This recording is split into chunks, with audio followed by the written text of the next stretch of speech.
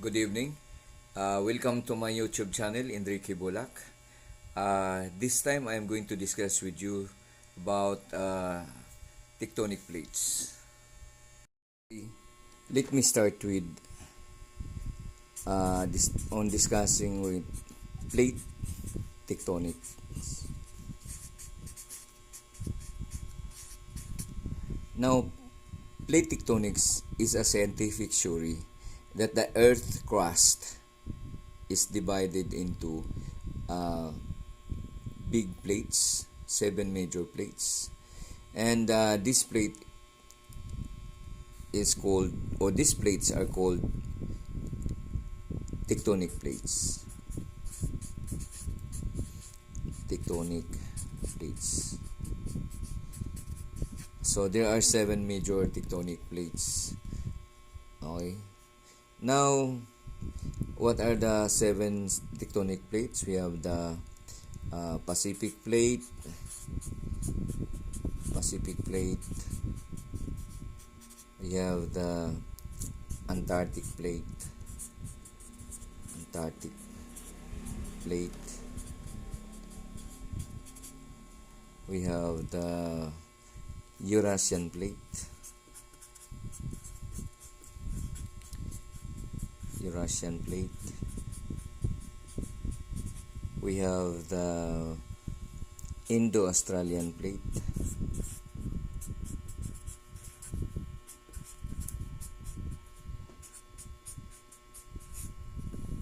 We have African plate.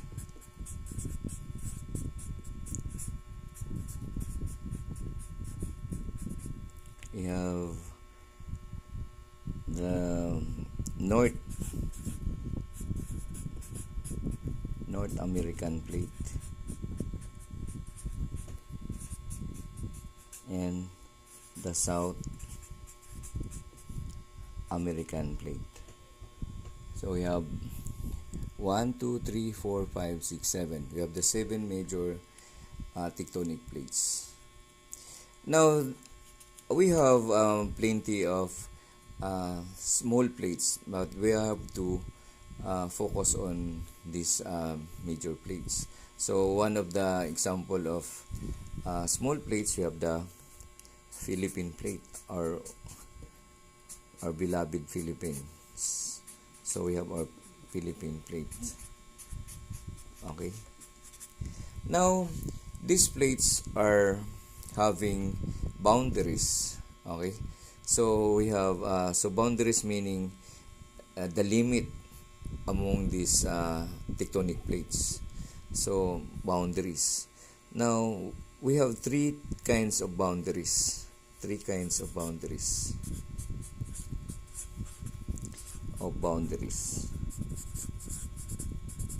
Plate boundaries.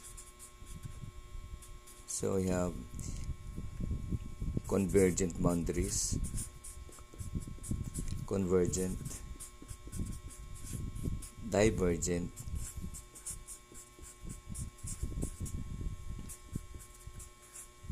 and transform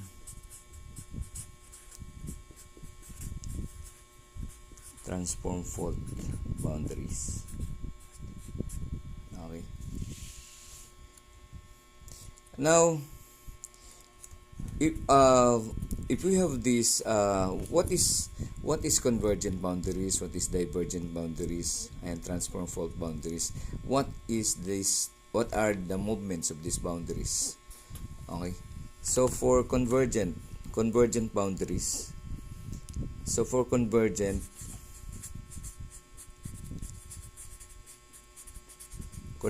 boundaries, the plates are towards each other. So these are the plates. The plates are directed toward each other. Okay. For divergent,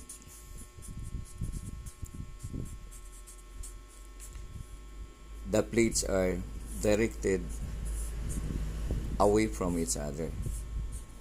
So meaning it is going away.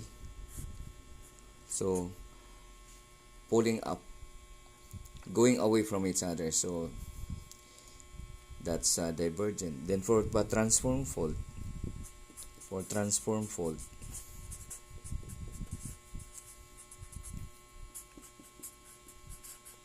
transform fault boundaries, the sides are,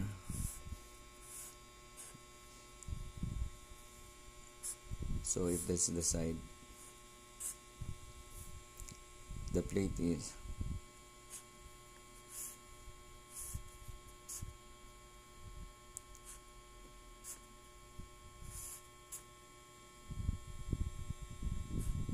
so the direction of the plate is on each side.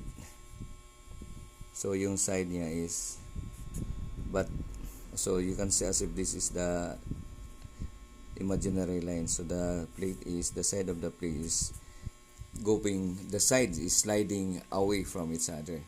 So that is transform fault. Let me discuss on the three types of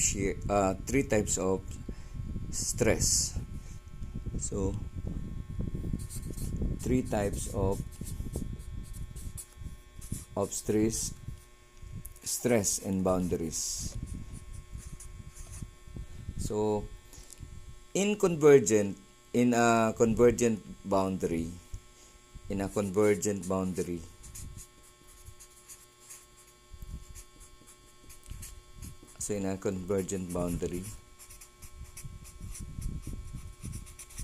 okay, these plates are encountering compressional. So meaning,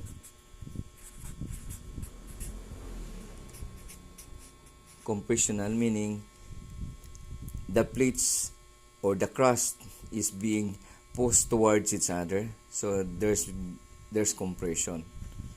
Okay. So like for instance, if these are the plates, they are pushed, no?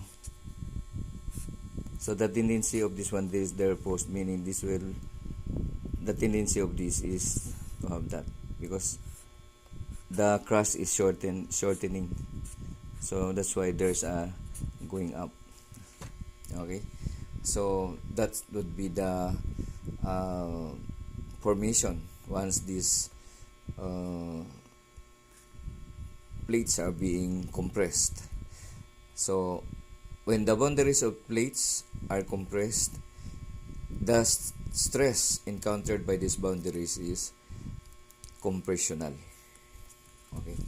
Now, if it is divergent, so if the boundaries is encountering divergent,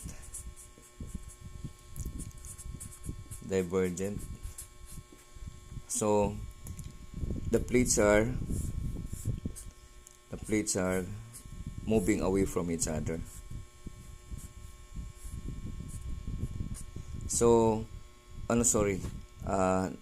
the plates are moving away from each other, so that is wrong. So the plates are moving away from each other, so the direction is going away. This one is going away. Okay, so what do you call the stress encountered by these plate boundaries having divergent or diverging? They are diverging, so they are away from each other. So this is tensional stress.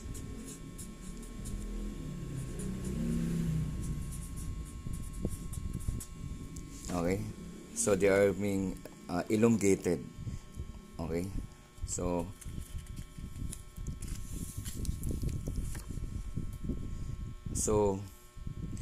if these two plates are going away from each other, so it will be forming that way. So there will be trench here. Okay.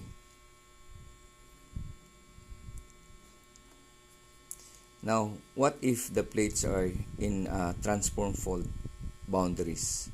If it is transform fault,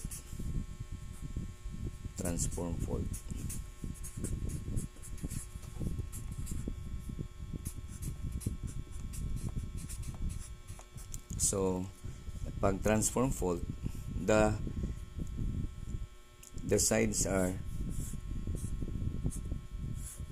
so going away, this is the side that is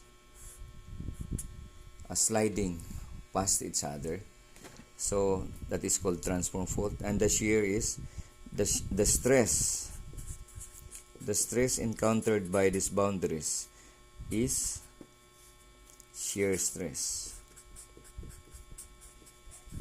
Okay, the shear stress.